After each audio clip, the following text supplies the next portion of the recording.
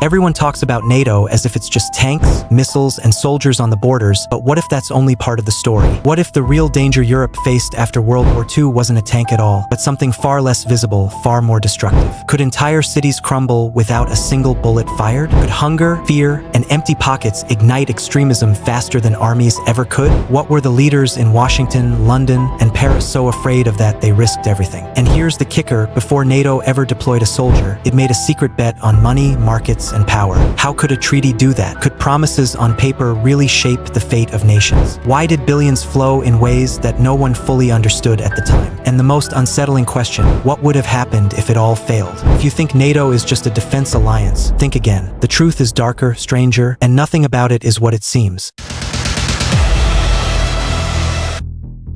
Everyone talks about NATO as if it's just tanks, missiles, and soldiers on the borders, stationed in neat rows, ready to respond to any threat.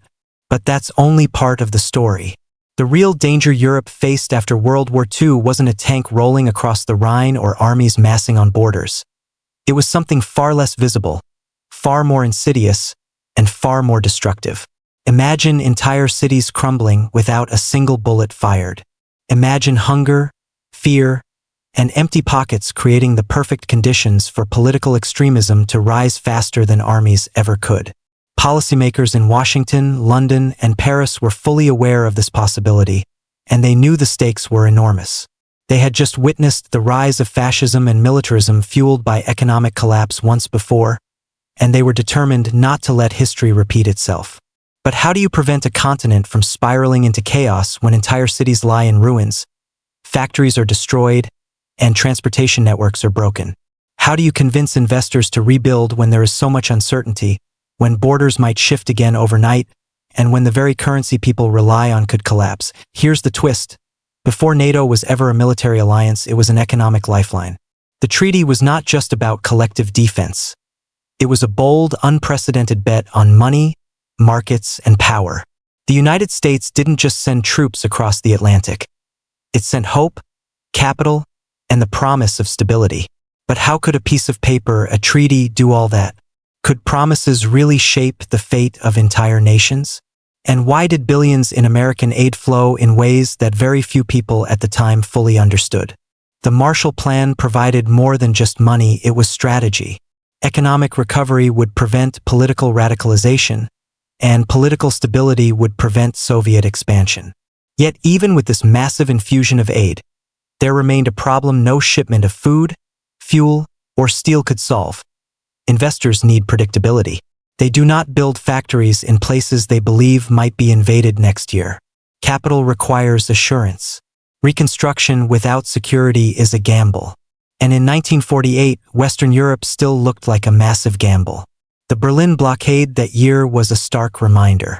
When the Soviet Union cut off land access to West Berlin, it wasn't just a geopolitical maneuver. It was a warning that Europe's future was still in dispute.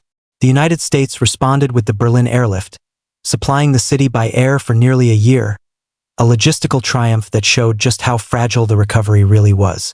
But airlifts alone cannot sustain economies, and the lesson was clear. Without long-term security, the foundations of recovery could crumble overnight. It was in this tense and fragile environment that NATO emerged. On April 4, 1949, 12 nations signed the North Atlantic Treaty, formally committing to defend one another under Article 5. But while this was framed as a military guarantee, its economic impact was profound. Security reduced uncertainty, uncertainty attracted capital, capital rebuilt industry, and industry reinforced political stability. NATO didn't rebuild Europe directly, it made rebuilding possible and investable. By creating a credible military umbrella, the alliance reassured investors that borders would hold, governments would endure, and economic reconstruction could proceed without fear of sudden collapse. Within a few years, industrial production in Western Europe rebounded, trade expanded, and living standards began to rise. But this was not a natural miracle. It was the result of deliberately linking security, economics, and political alignment. The United States provided money through the Marshall Plan and protection through NATO, converting military strength into economic leverage, creating a stable, predictable environment where investment could flow. And yet, this arrangement was not one-sided. The United States gained strategic depth, forward military positioning, and reinforced the dollar as the center of global trade. Security was not just about defense, it was about creating the conditions where markets could thrive, where democracy could take root, and where the Western financial system could survive and expand. By the mid-1950s, this dual system of military protection and economic confidence had taken hold. Western Europe was not only stable politically but increasingly integrated economically. The European Coal and Steel Community, the precursor to the European Union, allowed nations to collaborate on critical resources, reducing friction, lowering transaction costs, and making conflict less likely. NATO's security umbrella enabled countries to focus on markets, infrastructure, and welfare, rather than rebuilding standing armies. Yet dependence on the American alliance created its own tensions, as the United States carried a disproportionate share of defense responsibilities, while Europe enjoyed relative freedom to allocate resources domestically. This imbalance occasionally sparked political debates, but the framework endured because the alternative, fragmentation and insecurity, was far worse. As decades passed, NATO evolved. Its military dimension grew with the Cold War, but its economic underpinnings remained essential.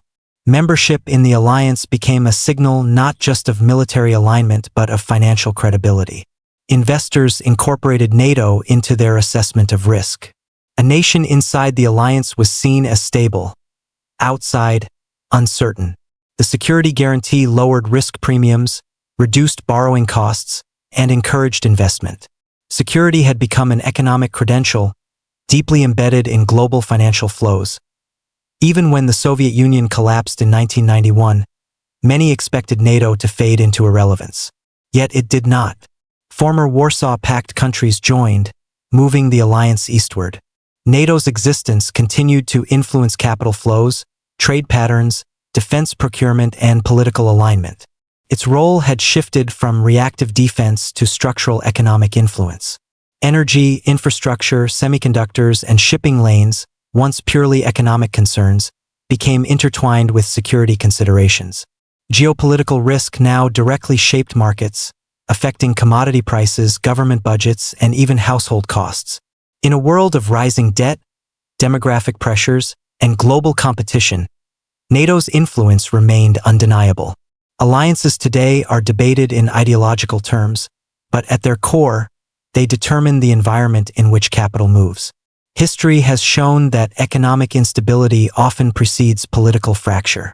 After World War I, financial chaos and protectionism fractured Europe. After World War II, coordinated security and economic reconstruction produced stability. NATO was born from that lesson.